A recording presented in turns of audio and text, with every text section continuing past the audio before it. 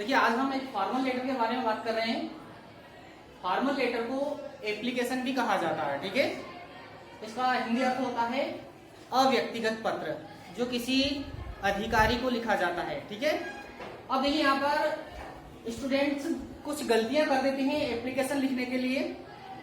Application लिखने में कुछ गलतियां स्टूडेंट कर देते हैं, तो वो कौन कौन सी गलती है जो हमें नहीं करनी है।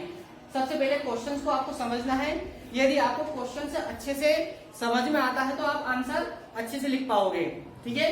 सबसे पहले देखिए हम क्वेश्चन पढ़ते हैं। यहाँ पर लिखा है यू आर गौरव, आप गौरव हो, मतलब आपका नाम यहाँ पर गौरव बताया गया है, ठीक है। ध्यान दीजिए, जो क्वेश्चन में जो नाम आपका बताया जाए वही नाम आपको आंसर में लिखना है। आपका खुद का नाम कभी भी आपको लिखकर नहीं आना है। क्वेश्चंस को अच्छे से पढ़ना है, उसमें आपका नाम क्या बताया गया है वही नाम आपको लिखना है। देखिए यहाँ पर नाम आपका गौरव बताया है, इसलिए हम यहाँ पर नीचे अपना नाम गौरव लिखेंगे। अदरवाइज आपने खुद का नाम डाल दिया वहां पर एप्लीकेशन में तो समझिए आपका एक नंबर कटने वाला है। दूसरा, स्टूडेंट ऑफ क्लास 10, यहाँ पर आपकी क्लास का नाम भी बताया है। आप कौन सी क्लास में पढ़ते हो, 9th में पढ़ते हो, 10th, 11th, 12th। क्वेश्चन में जो क्लास बताई जाए वही क्लास आपको डालनी है। तो यहाँ पर आपकी कक्षा का नाम 10th बताया गया है, क्लास 10th बताया गया है, तो आपको क्लास 10th ही आंसर में लिखना है। यहाँ पर हमने लिखा है क्लास 10th है, ठीक है। दूसरा, तीसरी चीज क्या है, in government higher secondary school Vidisha. यहाँ पर आपकी स्कूल का नाम government higher secondary school Vidisha बताया गया है। चाहे आप किसी भी स्कूल में पढ़ते हो, उससे कोई मतलब नहीं, आपको केवल उसी स्कूल का नाम डालना है जो क्वेश्चन में जिस स्कूल का नाम दिया गया हो। अदरवाइज आपने खुद की स्कूल का नाम डाल दिया है तो आपका एक नंबर वहां पर कटने वाला है। इसलिए आप स्कूल का नाम वही डाले जो क्वेश्चन में बताया गया है। तो यहाँ पर स्कूल का नाम क्वेश्चन में दिया है government higher secondary school Vidisha, इसलिए हमने आंसर में यहाँ पर स्कूल का नाम डाला है government higher secondary school Vidisha. जो डिस्ट्रिक्ट है, जो जिले का नाम होता है वो आपको नीचे लिखना है। यदि आप की स्कूल किसी गांव से रिलेटेड है तो गांव का नाम आप यहाँ पर डाल सकते हो, लेकिन जो डिस्ट्रिक्ट का नाम है उसको अगली लाइन में ही लिखना है। आगे कहा है राइट एन एप्लीकेशन, एक एप्लीकेशन लिखो टू योर प्रिंसिपल। किसको लिखने के लिए कहा है, यहाँ पर प्रिंसिपल को एप्लीकेशन लिखने के लिए कहा है।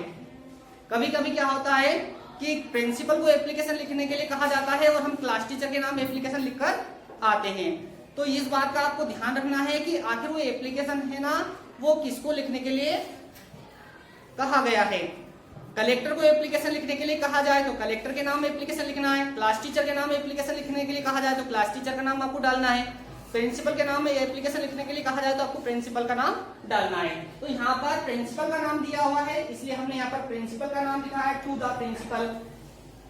To issue your SLC, TC और सीसी। देखिए यहाँ पर एप्लीकेशन क्या इशू करवाने के लिए कहा है, एसएलसी मतलब स्कूल लिविंग सर्टिफिकेट, टीसी मतलब ट्रांसफर सर्टिफिकेट, सीसी मतलब कैरेक्टर सर्टिफिकेट। ध्यान दीजिए यहाँ पर school leaving certificate, transfer certificate, character certificate, ये तीनों एप्लीकेशन एक जैसी होती है, मतलब एकदम मिलती जुलती। स्कूल लिविंग सर्टिफिकेट शाला त्याग प्रमाण पत्र, ट्रांसफर सर्टिफिकेट स्थानांतरण प्रमाण पत्र, ये दोनों एक दूसरे के पूरक है, एक दूसरे के पर्यायवाची है, दोनों एक ही होते हैं।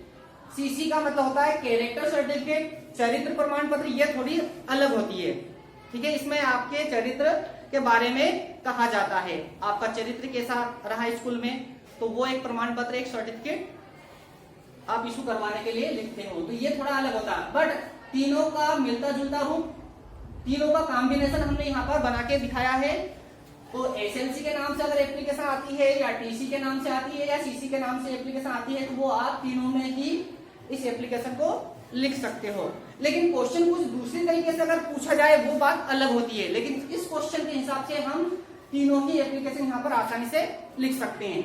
तो देखिए कौन कौन सी बातों का आपको ध्यान रखना है। सबसे पहले आपकी एवरी लाइन इक्वल होना चाहिए, पूरी जितनी भी लाइंस हैं वो सामने से एकदम बराबर होना चाहिए। जैसे एप्लीकेशन के और दूसरे तरीके भी हैं, लेकिन मैं आपको सबसे इजी तरीका बता रहा हूँ कि फर्स्ट लाइन से लगाकर लास्ट लाइन तक सारी की सारी लाइंस इक्वल होना चाहिए, बिल्कुल बराबर होना चाहिए, सामने से बिल्कुल भी, ना तो आगे ना पीछे। ठीक है, इसके बाद में सबसे ऊपर आपको लिखना है 2। तो 2 लिखते समय आपका पहला लेटर कैपिटल का होना चाहिए, कैपिटल लेटर में उसको लिखना है। और 2 के ठीक बाद आपको यहाँ पर एक कामा लगाना है, जिसको स्टूडेंट नजरअंदाज कर देते हैं, ध्यान नहीं रखते हैं, तो आपको कामा लगाना है। इसके बाद में जो हम ऊपर जो 3 लाइन लिख रहे हैं, इन तीनों लाइन का के जो शब्द हैं, तीनों लाइन के जो शब्द हैं, हर एक शब्द का पहला अक्षर आपको कैपिटल में लिखना है। एवरी वर्ड कैसा होना चाहिए? First letter capital letter.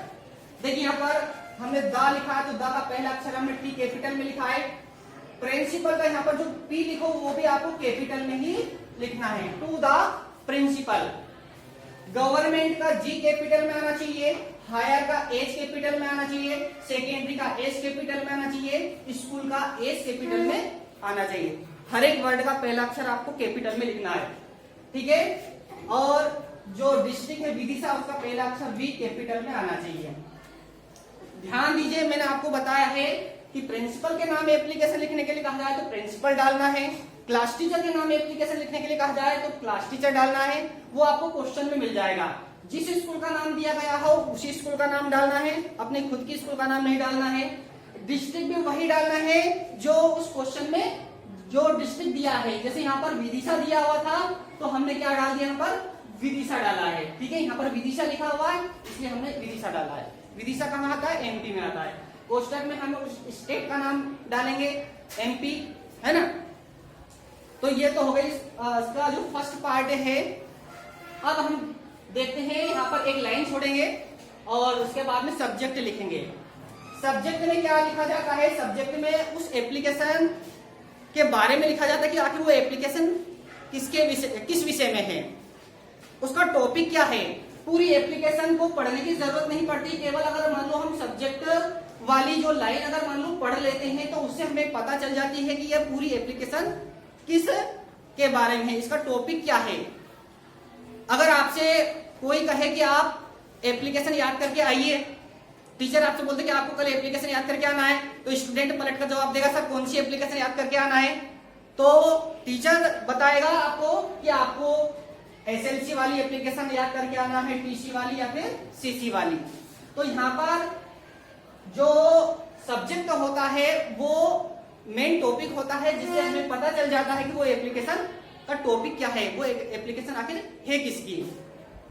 तो ये वाली लाइन है ना, हर एक एप्लीकेशन में कंपलसरी होती है।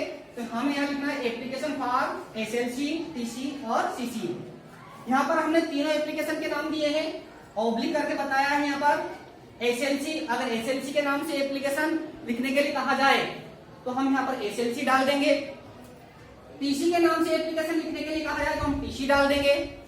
सीसी के नाम से एप्लीकेशन लिखने के लिए कहा जाए तो हम यहाँ पर सीसी डालेंगे।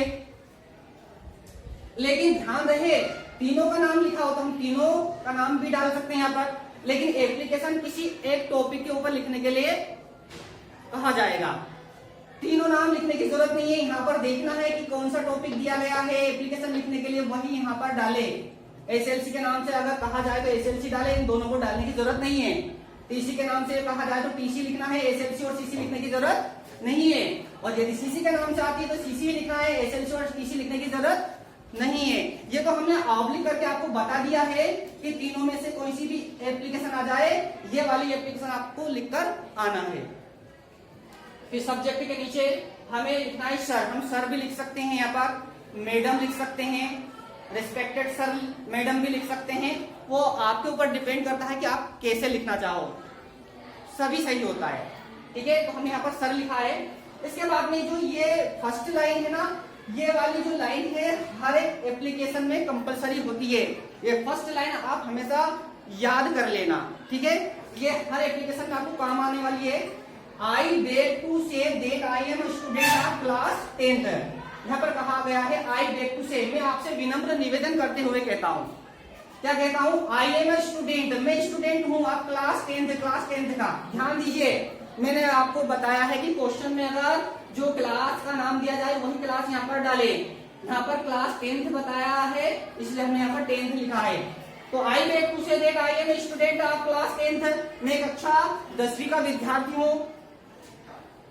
ए, अब यहाँ पर सेक्शन का नाम दिया ए, जैसे सेक्शन का नाम दिया जा सकता है नहीं दिया जा सकता है। सेक्शन का नाम अगर दिया जाए तो आप सेक्शन का नाम यहाँ पर डाल सकते हो, ना दिया जाए तो कोई दिक्कत नहीं है। आप यूर स्कूल, आपकी स्कूल का मैं कक्षा 10वीं का विद्यार्थी हूँ। मैं आपसे विनम्र निवेदन करते हुए कहता हूँ कि मैं आपकी स्कूल का कक्षा 10वीं का विद्यार्थी हूँ। फिर यहाँ पर लिखा है माई फादर, यहाँ पर फुल स्टॉप आ गया है। यहाँ पर अगली लाइन शुरू होती है, उसका जो एवरी जो लाइन होती है हर एक लाइन का पहला अक्षर आपको कैपिटल लेटर में ही लिखना है, ठीक है। ये आपको पहले से पता होगा। माई फादर, मेरे पिताजी, माई फादर हैज बिन ट्रांसफर्ड, मेरे पिताजी का ट्रांसफर हो चुका है। देखिए यहाँ पर थर्ड फॉर्म दी हुई है, ट्रांसफर्ड, स्थानांतरण, हिंदी में बोलते इसको स्थानांतरण। माई फादर हैज बिन ट्रांसफर्ड, मेरे पिताजी का ट्रांसफर हो चुका है। फ्रॉम विदिशा टू भोपाल, कहाँ हुआ है? विदिशा से भोपाल। आप कहाँ रह रहे हो? विदिशा में रह रहे हो। देखिए यहाँ पर विदिशा स्कूल, कौन सी स्कूल में पढ़ते हो आप? विदिशा की गवर्नमेंट स्कूल में पढ़ रहे हो, तो स्वाभाविक आप विदिशा में रह रहे हो, तो आपके पिताजी भी विदिशा में रह रहे हैं, तो आपके पिताजी का ट्रांसफर विदिशा से किसी दूसरे शहर में जरूर हुआ होगा। तो इसलिए इस बात का ध्यान रखें कि जहां पर आप जिस स्कूल में पढ़ते हो वहां से ट्रांसफर होने वाला है, उस जगह से ट्रांसफर होने वाला है, ये आप थोड़ा सा ध्यान रहे। तो my father has been transferred from Vidisha to Bhopal, मेरे पिताजी का ट्रांसफर विदिशा से भोपाल हो चुका है। वैसे ऐसा जरूर नहीं, किसी दूसरी जगह से भी ट्रांसफर हो सकता है, लेकिन हम क्या है कि एप्लीकेशन को सही ढंग से लिखने के लिए हमें थोड़ा सा ये ध्यान रखना है कि हमें वही जगह डाल दें तो ज्यादा बेटर रहेगा जहां पर जिस जगह पर हम पढ़ते हैं, जिस डिस्ट्रिक्ट में हम पढ़ते हैं, ठीक है, तो वो डालोगे ज्यादा बेटर रहेगा। बाकी ट्रांसफर तो कहीं दूसरे जगह से भी हो सकता है, जरूरी नहीं कि उसी डिस्ट्रिक्ट में आपके जो फादर है वो जॉब करते हो, कहीं पे भी जॉब कर सकते हैं, लेकिन वो ज्यादा बेटर रहेगा क्योंकि एप्लीकेशन में जो गलतियां होती है वो कम होगी। My father has been transferred from Vidisha to Bhopal, मेरे पिताजी का ट्रांसफर विदिशा से कहाँ हो गया? भोपाल हो गया। जरूरी नहीं भोपाल ही हो और दूसरी जगह भी हो सकता है। कभी कभी क्या होता है कि क्वेश्चन में ये वाला सेंटेंस दे देते हैं कि your father has been transferred from Vidisha to Bhopal, आपके पिताजी का ट्रांसफर विदिशा से भोपाल हो गया है, तो हम आंसर में लिखेंगे my father has been transferred from Vidisha to Bhopal. लेकिन अगर क्वेश्चन में कह दिया फादर से transfer has been from Ashta to Indore, अगर आस्टा से इंदौर की कह दे तो हमें आंसर में क्या लिखना? My father has been transferred from Ashta to Indore, ऐसा लिखना पड़ेगा, है ना। तो क्वेश्चन के हिसाब से हमें एप्लीकेशन लिखना है, कहां से कहां ट्रांसफर बताया गया है। अगर ये वाला सेंटेंस क्वेश्चन में कहा जाए तो उस बात का आपको विशेष ध्यान रखना, ना कहा जाए तो कहीं से कहीं भी ट्रांसफर कर सकते हैं, वो अपने ऊपर डिपेंड करता है, ठीक है। तो यहाँ पर हमने लिखा है my father has been transferred from Vidisha to Bhopal, मेरे पिताजी का ट्रांसफर विदिशा से भोपाल हो गया। सो इसीलिए आई एम अनएबल, इसलिए मैं अनएबल हूँ, असमर्थ हूँ। आई एम अनएबल, मैं असमर्थ हूँ टू कंटिन्यू, कंटिन्यू का मतलब निरंतर, माई स्टडीज, अपनी पढ़ाई, मतलब यहाँ पर इसलिए मैं अपनी पढ़ाई करने में असमर्थ हूँ, इसलिए मैं अपनी पढ़ाई यहाँ पर करने में असमर्थ हूँ। कहाँ पर? विदिशा में, क्योंकि मेरे पिताजी का ट्रांसफर कहाँ से कहाँ हुआ है? विदिशा से भोपाल हुआ है, वो विदिशा से कहाँ जा रहे हैं? भोपाल जा रहे हैं, इसलिए मैं विदिशा में पढ़ाई करने में असमर्थ हूँ। फिर हम नीचे पैराग्राफ चेंज करेंगे, काइंडली इशू मी स्कूल लिविंग सर्टिफिकेट, इसलिए मेरा स्कूल लिविंग सर्टिफिकेट इशू करने की कृपा करें। कौन सा सर्टिफिकेट? School leaving certificate. ध्यान दीजिए, अगर स्कूल लिविंग सर्टिफिकेट यहाँ पर दिया है तो हम उसकी फुल फॉर्म कम से कम एक बार तो जरूर लिखें, स्कूल लिविंग सर्टिफिकेट। जैसे हमने यहाँ पर शॉर्ट फॉर्म लिख दी, तो अब यहाँ पर काइंडली वाली लाइन में कम से कम फुल फॉर्म तो लिख दे एक बार, स्कूल लिविंग सर्टिफिकेट। अगर वो कह दे टीसी वाला टॉपिक दे दे तो हमें स्कूल लिविंग सर्टिफिकेट लिखने की जरूरत नहीं है, हम क्या लिख देंगे?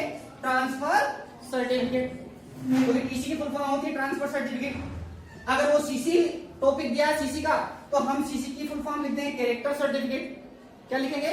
Character certificate. लेकिन ये तीनों नाम यहाँ पर डालने की जरूरत नहीं, यहाँ पर भी कौन से नाम से एप्लीकेशन आती है? एसएलसी के नाम से आती है तो हम केवल स्कूल लिविंग सर्टिफिकेट लिखेंगे। यहाँ पर टीसी के नाम से एप्लीकेशन आती है तो केवल हम ट्रांसफर सर्टिफिकेट लिखेंगे, सीसी के नाम से एप्लीकेशन आती है तो केवल हम कैरेक्टर सर्टिफिकेट ही लिखे, बाकी दूसरे नाम लिखने की आपको जरूरत नहीं है।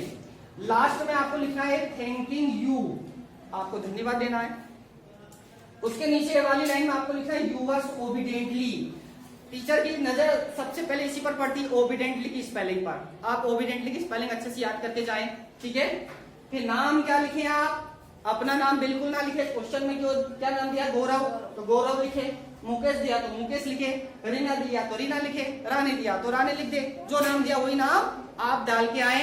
आप ऐसा ना सोचिए कि भैया मैं तो लड़का हूं, मैं लड़के का नाम कैसे लिख सकता हूं, या मैं तो लड़की हूं, मैं लड़के का नाम कैसे लिख सकता हूं। लड़का हो या लड़की, जो क्वेश्चन में नाम दिया जाए वही नाम आपको यहाँ पर डालना है, ठीक है। कभी कभी क्या होता है, यहाँ पर एक लड़के का नाम भी दे दिया जाता है और एक लड़की का नाम भी दे दिया जाता है ऑप्शन के रूप में। तो फिर यहाँ पर आप दोनों में से कोई एक नाम चूज कर सकते हो, किसी लड़के का नाम भी चूज कर सकते हो या किसी लड़की का नाम भी चूज कर सकते हो, लेकिन वो क्वेश्चन में होना चाहिए, ठीक है। समझ में आ गई।